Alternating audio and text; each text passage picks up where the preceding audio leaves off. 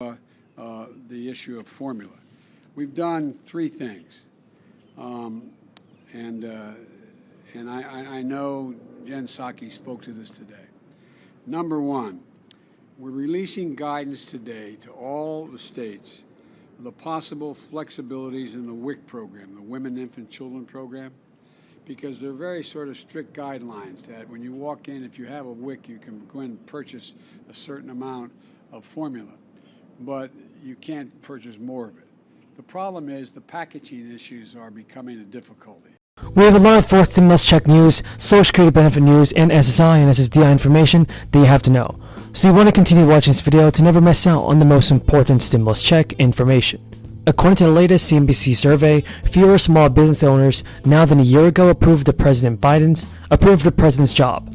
In fact, right now, small business owners are twice as likely to disapprove of Biden than to approve him.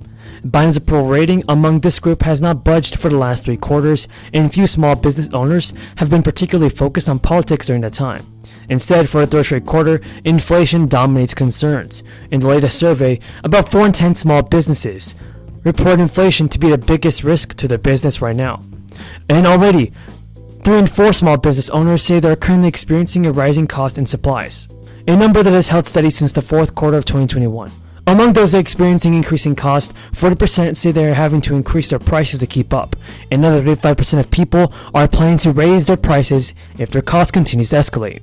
With inflation rising in every sector, small businesses may be the most reluctant to raise their own prices.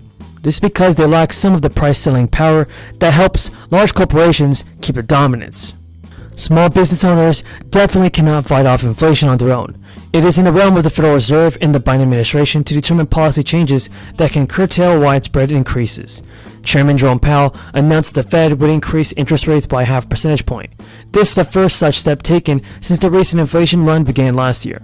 Presidents get a strong credit for a strong economy in good times and get a blame for struggling economies during the bad time. With inflation top of the mind across the country, Biden's approval rating just won't recover unless he takes it on. Now, U.S. employers added 428,000 jobs in April, as the unemployment rate held steady at 3.6%. Stiff competition for workers is pushing up wages, and this is another concern for many economists and lawmakers. Employers are adding a lot of jobs, and wages are going up at a rapid pace, but those wage gains are just not keeping up with the high cost of living. And there's a danger that rising wages will make inflation even worse. The 2023 Cost of Living Adjustment, everybody, or COLA, could be as high as 8.9%. It's possible it could climb up even higher than that, depending on what happens with inflation in the next few months. But many lawmakers are demanding for changes to be made for Social Security, at least for now. A federal benefit programs for blind, disabled, and elderly individuals could get a long overdue update if a proposal in Washington is approved. 2 Ohio senators, Democratic Senator Sherrod Brown and Republican Senator Rob Portman, have teamed up to introduce a bill this week called the Supplemental Security Income Program Rules, to update the Supplemental Security Income Program's rules for how much beneficiaries can have set aside. Now, the Senator's bill, also called the SSI Savings Penalty and Elimination Act, was introduced earlier this week. Now, SSI provides a monthly maximum benefit of $841 per individual or $1,200 for couples, where both individuals are eligible for the program. However, some beneficiaries receive far less. The average monthly benefit for all recipients is currently $625. Many people receiving these benefits are living under or close to the federal poverty level, which in 2022 is around $13,950. SSI also comes with strict rules regarding income and assets for beneficiaries. Brown and Portman's bill seeks to update the asset limits, which would actually enable beneficiaries to have more in savings in case of an emergency without affecting their benefits. The bill will also adjust thresholds annually for inflation based on consumer price index data, most likely. Much like Social Security benefits, the proposal follows a more expansive proposal put forth by Senator Brown last year titled the SSI Restoration Act. So folks, hopefully President Biden can get the job done this year, send out more stimulus checks, and increase the Social Security benefits. If you guys agree, tell me in the comments down below. And so we're changing this so that the WIC program, you can buy what's on the shelf, so that we're not as it's the top issue raised with me. So the flexibility to have formula in stock should not depend on whether you have it packaged exactly what meets the requirement for that for people on the WIC program. Secondly, the FDA just issued a statement. We worked on it. I was on the telephone. And by the way, that on the WIC program, when I spoke to Walmart and I spoke to the major distributors for an hour or so, yesterday, the day before, I can't remember, they wanted to have this flexibility because they didn't want to be violating the law. Secondly, the top issue for retailers raises. Secondly, the FDA just issued a statement about importation of formula from abroad. The FDA has been looking at will be working with manufacturers to facilitate the incorporation of formulas from abroad that, in fact, in places like Europe, where we can get more product on U.S. shelves.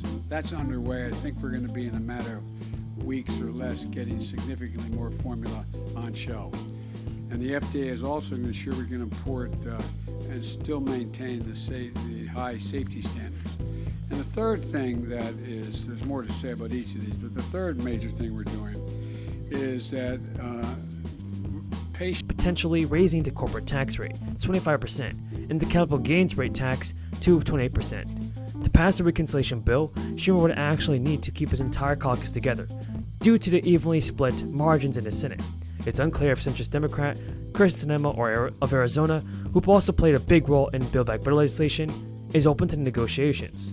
Schumer has also said that today that President Biden is getting closer to canceling up to $50,000 in student loan debt for borrowers through executive action. During a speech on the Senate floor, Schumer said, "I'll keep urging the president to take this action, an important step. And I say to my colleagues, I think the president is moving in my direction.